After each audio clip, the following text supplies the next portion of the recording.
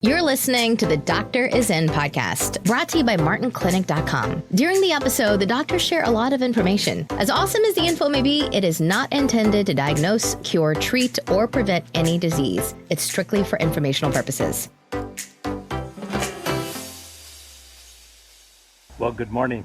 Thanks for joining us this morning just for a little bit of a teaching. It's a big thing today.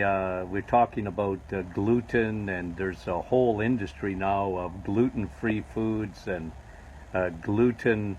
You go to the grocery store, there's a section for gluten-free foods, and you go to, it's become an industry in itself. And I say gluten schmooten for a couple of reasons. I don't minimize the 3 million or so North Americans that have what they call celiac disease, and celiac is absolutely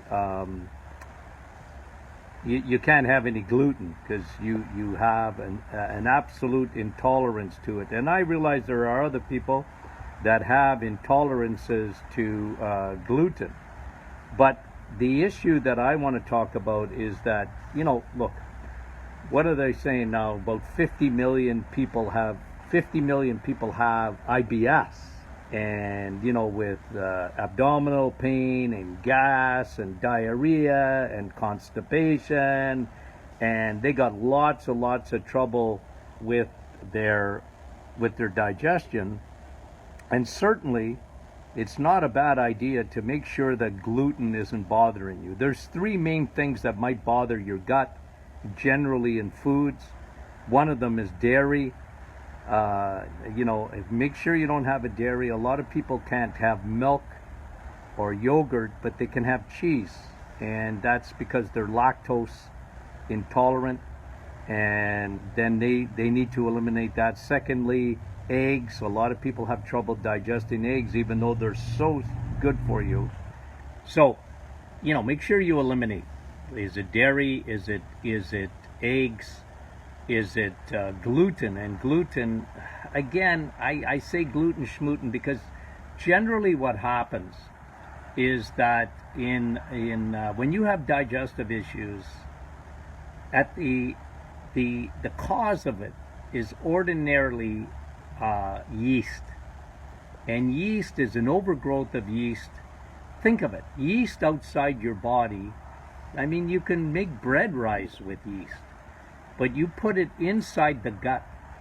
And look, we all have a little bit of yeast, but if yeast grows and grows inside the digestive tract, and believe me, it will go everywhere within the digestive tract, and it bloats you, and it irritates, it causes inflammation in the gut.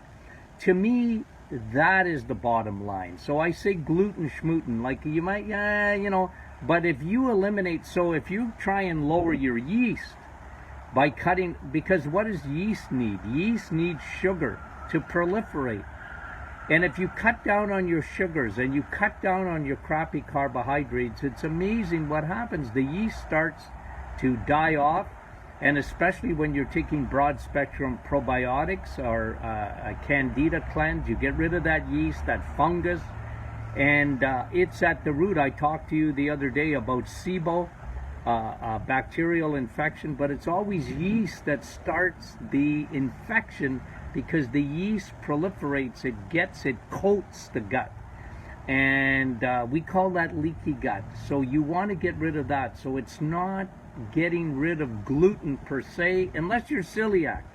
But if you get rid of the yeast at the foundation of the gut, and it's an overgrowth of Candida albicans, it's yeast, it's a fungus. If you can get rid of that, that makes a huge difference in the digestive tract. That is why I say gluten schmooten. If you cut the carbs, you cut the sugars, it helps everywhere in your digestive tract. So one of the things that spikes the yeast is sugar and insulin. So, again, on our low carb diet, if you do the serial killer modified diet and you lower your sugars and lower your carbohydrates And for some people, they've used the FODMAP. And the FODMAP is, these are carbohydrates that have a tendency to bloat you, and there's certain things that but if you go low carb, if you go low carbohydrate, then you don't have to make it complicated. Live on whatever you can digest. Like I always tell people, like for your gut, that's really easy on your gut, is eggs, meat, and cheese. Now, if they're bothering you, okay, because I get some patients come in, oh, doc, I can't eat cheese. Well, don't eat cheese. Or I can't have eggs. Well, don't eat eggs. But if you can, you digest them well, then they do not feed yeast, eggs, meat, and cheese. I always say yeast hates meat. It hates meat because it can't grow. It doesn't proliferate. It loves carbohydrates, especially the crappy carbs that are your breads and your noodles and your pizza and your muffins and your bagels and those are the type of things that will drive yeast to proliferate and grow. So thanks so much for watching. You've reached the end of another Doctor is In podcast with your hosts, Dr. Martin Jr. and Sr. Be sure to catch our next episode, and thanks for listening.